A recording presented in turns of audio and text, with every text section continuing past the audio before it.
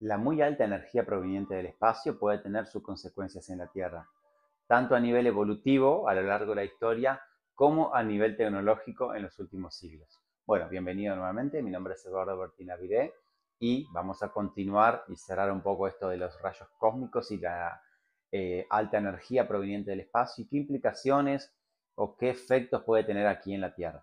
Bueno, si es la primera vez que me ves, te cuento que todos los días estoy grabando un video nuevo, así que te invito a que te suscribas, a que compartas esto. Si conoces a algún amigo, algún conocido que sepas que le gusta todo el tema de la ciencia, la astronomía, la física, cosmología, eh, bueno, a difundirlo, te invito a que lo difundas y bueno, comenzamos.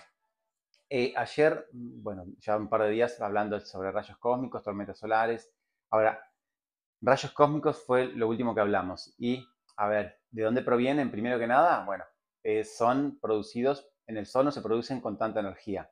¿Sí? Entonces, en el Sol sí que emite partículas cargadas, pero no muy alta energía. ¿Por qué? Porque en definitiva es un medio tranquilo. El Sol no tiene mayores altibajos en cuanto a procesos violentos, tipo como podemos pensar en la explosión de una supernova, algún agujero negro supermasivo en el cual haya un disco de acreción que eyecta partículas por los polos y estas partículas eyectadas a velocidades cercanas a la luz y pueden medir varios miles de años luz en los jets, estos que salen de los polos.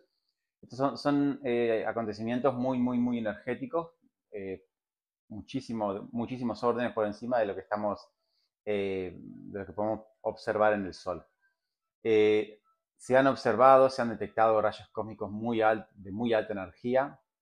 El más, lo máximo que se ha detectado, que le pusieron oh my god, la, el, la detección por la inmensa energía que tenía, que eran 10 a la 20 electronvolt. O sea, estamos pensando de que gigas o tera electron volt, no podría, ni siquiera el acelerador de partículas de CERN está a nivel de tera electron volt, y estos serían 1.000 millones de tera electron volt por 10 a la 20, porque un tera es por 10 a la 12. 8 ceros más, o sea, 100 millones más de lo que podría producir esto. Eh, Esto se producen, bueno, como decían, estos tipos de agujeros negros supermasivos, en los núcleos activos de galaxias, los cuásares, en el cual es un núcleo muy intenso, también emite este tipo de radiación, explosiones de supernova.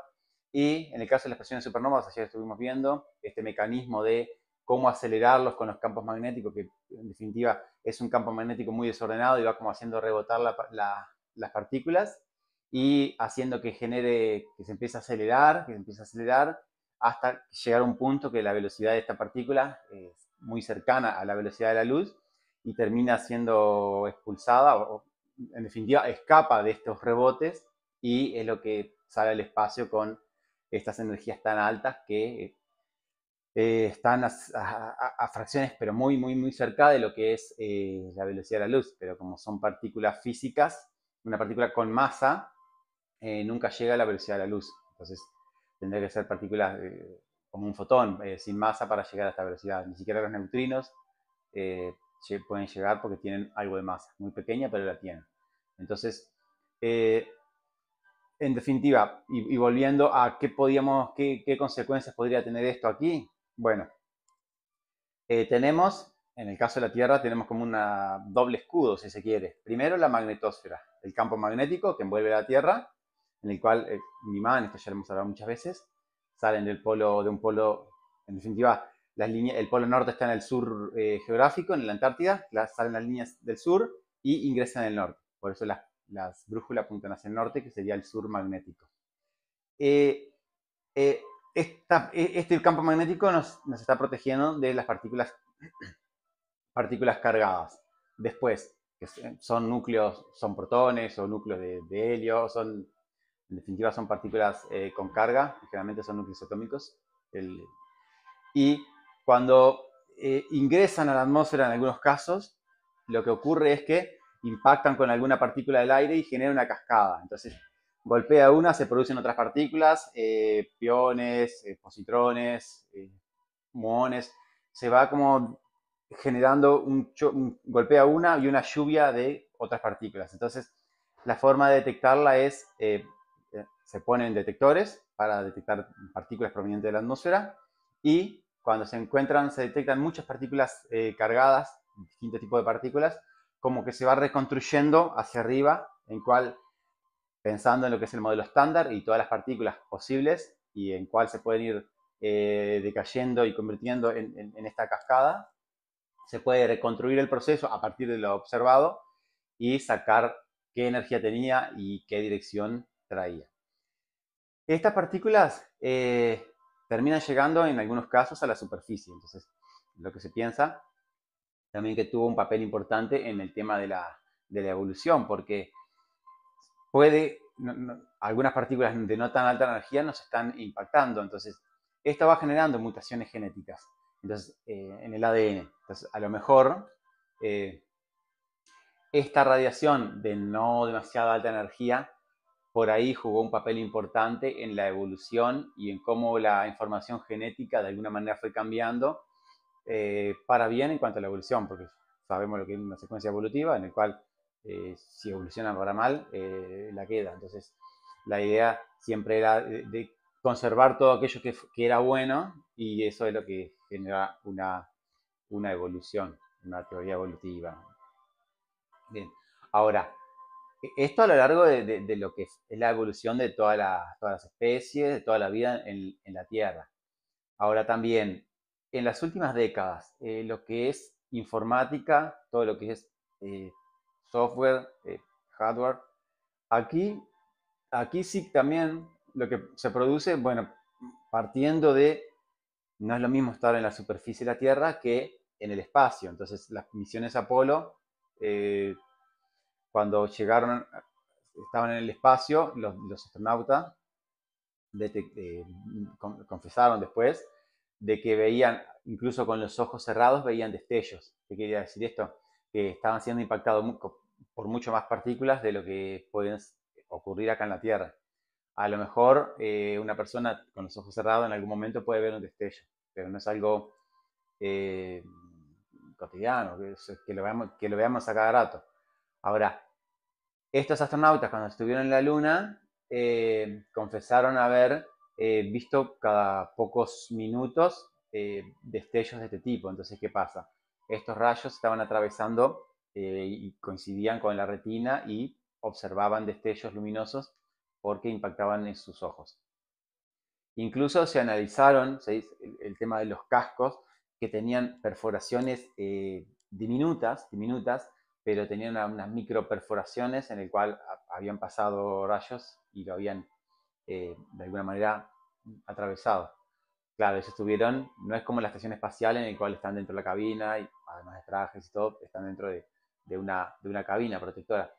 Esto es directamente salir con el traje y salir a la superficie de la Luna, que no tienen absolutamente más nada que lo que es el traje. Entonces, si impactan directamente, van directo al traje. Incluso la estación espacial, recordemos que está dentro de la magnetosfera terrestre, del campo magnético de la Tierra, más allá de que esté por encima de la atmósfera, prácticamente donde termina la atmósfera, que no haya en cuanto a aire y estas cascadas que vimos recién, pero sí que están dentro del campo magnético terrestre.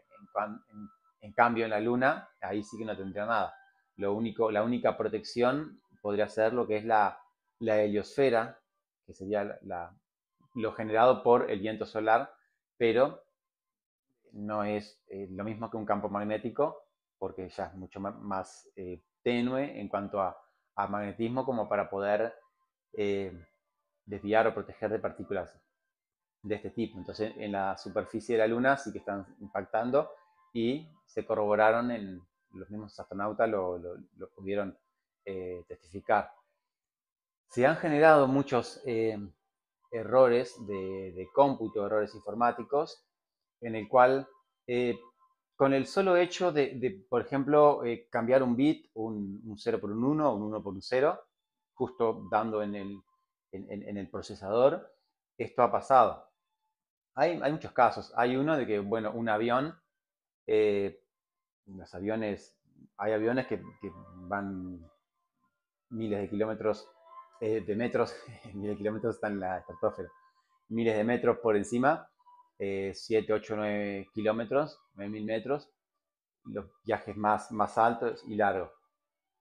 Pero ocurrió un caso de que no iba tan alto un avión y de repentinamente bajó. ¿Por qué? ¿Qué pasó? Que el comando recibió, se le cambió la señal, porque todas las variables que tienen, bueno, es la presión, la orientación, todos los parámetros que pueden considerar un avión, y uno le fue cambiado, entonces el avión bajó de golpe y después bajó nuevamente, incluso fue tan repentino la bajada de altura que eh, no hubo accidente ni muerte, nada, pero sí que algunos heridos por lo que pasa con las turbulencias, cuando no tenés el cinto, de que el avión cae y sube y te terminas golpeando con el techo del avión. Bueno, en ese caso sí que ocurrieron heridos o lastimados por esa circunstancia.